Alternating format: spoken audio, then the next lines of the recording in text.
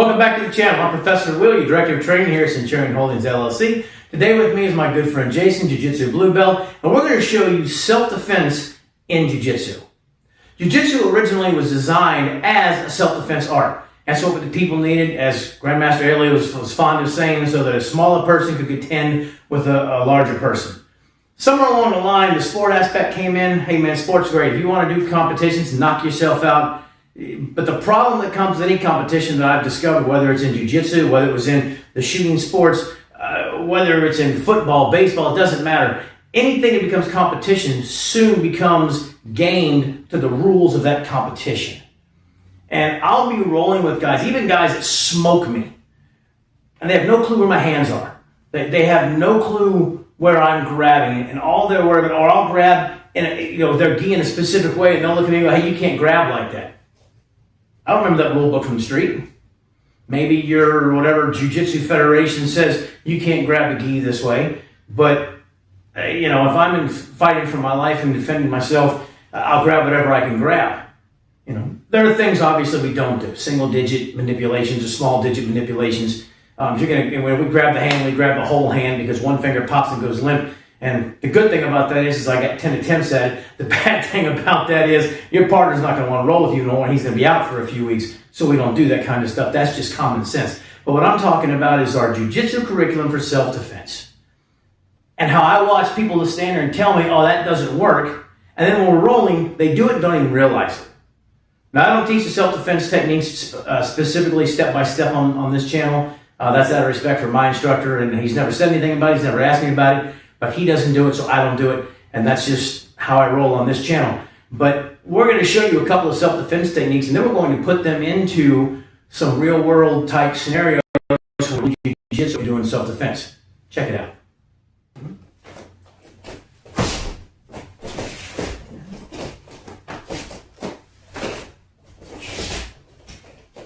Two things.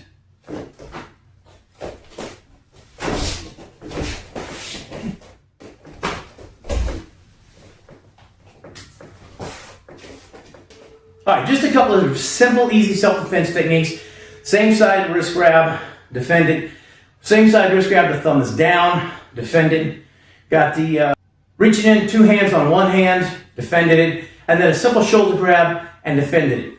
We're going to start with the shoulder grab. My good friend Lamont taught me this. Dr. Tyler's a fantastic black belt. He's got a bunch of black belts, but this is something that he showed me during the seminar, and it really opened my mind to what we're looking at. You saw the shoulder technique defense, and if you look at it just in that sterile environment, you kind of go, wow, that's crazy. And then he showed me how he does it in tournaments.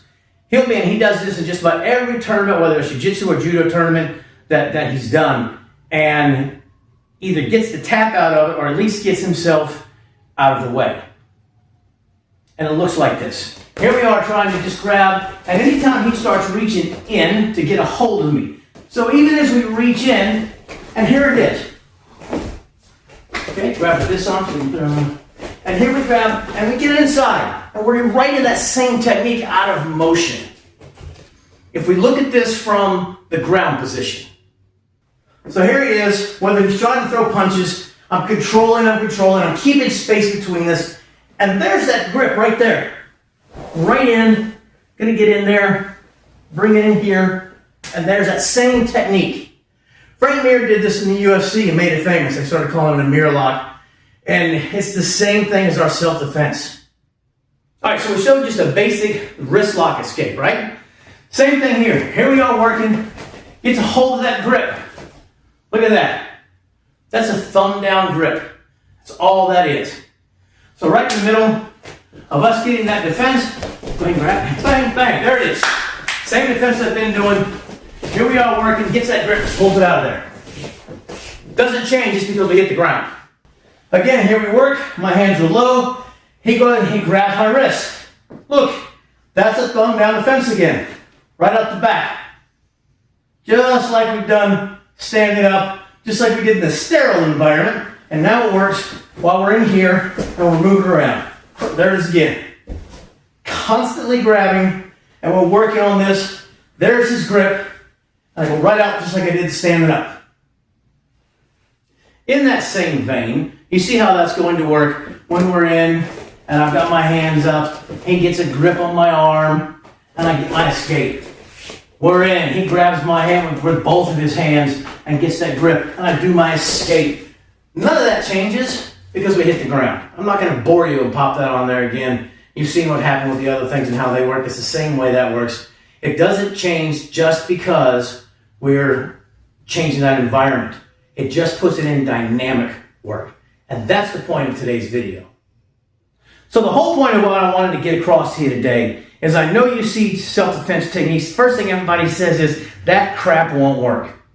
And if the only way you've ever trained it is in that static robotic, stand here, get my grip, pull. Yes, you are correct. That won't work if that's all you've ever done. But once you, and that's a white belt level of training for that.